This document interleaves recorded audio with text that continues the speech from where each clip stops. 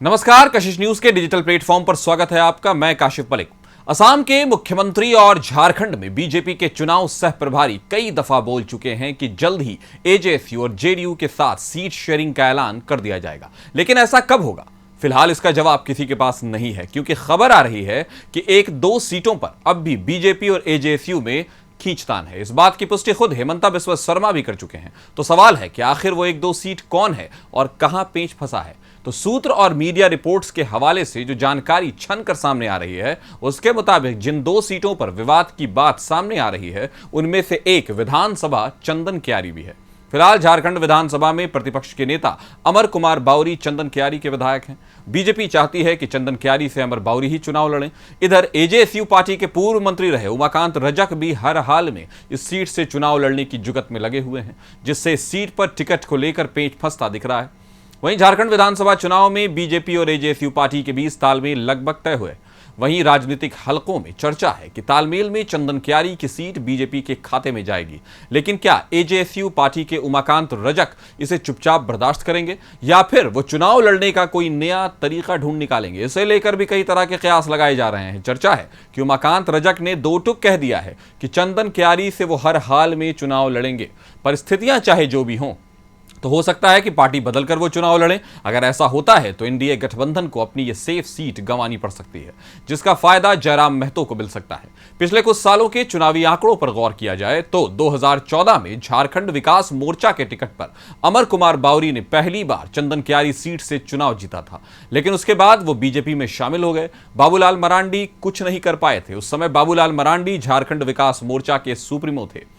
इससे पहले वर्ष 2009 में उमाकांत रजक चंदन क्यारी से विधायक बने थे। उन्हें 36,620 वोट मिले थे, जबकि अमर कुमार बावरी को 33,103 वोट प्राप्त हुए थे। वहीं 2014 में अमर कुमार बावरी ने 81,925 वोट लाकर विधायक वो बने थे, तो उमाकांत रजक को 47,761 वोट प्राप्त हुए थे।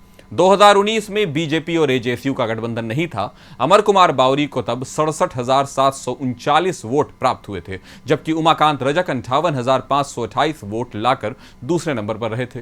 मतलब साफ है कि चंदन क्यारी की जनता उमाकांत और अमर बावरी दोनों को पसंद करती है।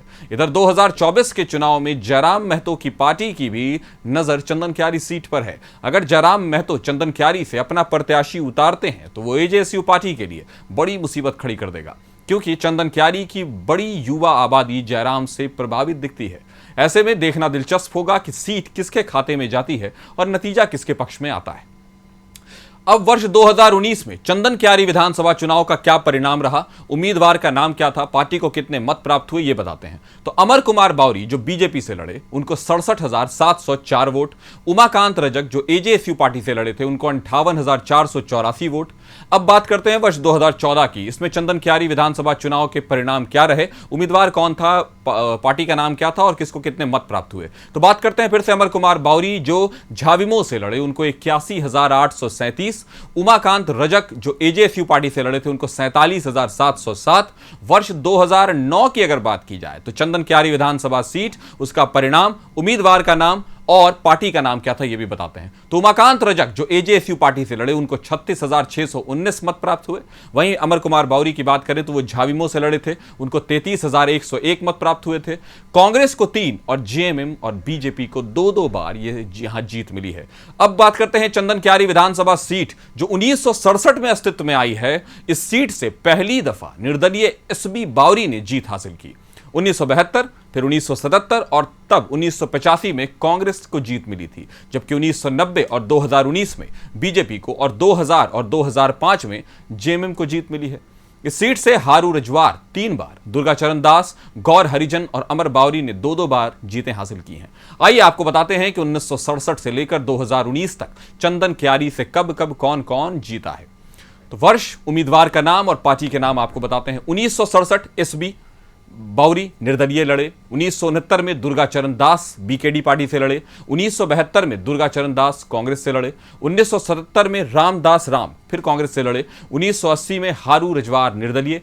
1985 में लता देवी कांग्रेस से। 1990 में गौर हरिजन बीजेपी से। 1995 में गौर हरिजन निर्दलीय लड़े। 2000 में हारू रजवार जेएमएम से। 2005 में हारू रजवार जेएमएम से। 2009 उमाकांत रजक एजेएसयू पार्टी से और 2014 में अमर कुमार बावरी झाविमो से और 2019 में अमर कुमार बावरी बीजेपी से लड़े। यह खबर हमने आपके साथ साझा की। अगर आप हमारे चैनल को यूट्यूब पर देख रहे हैं तो सब्सक्राइब करना ना भूलें और अगर फेसबुक पर देख रहे हैं तो लाइक करना ना भूलें। बने रहिए हमारे साथ। नमस्कार।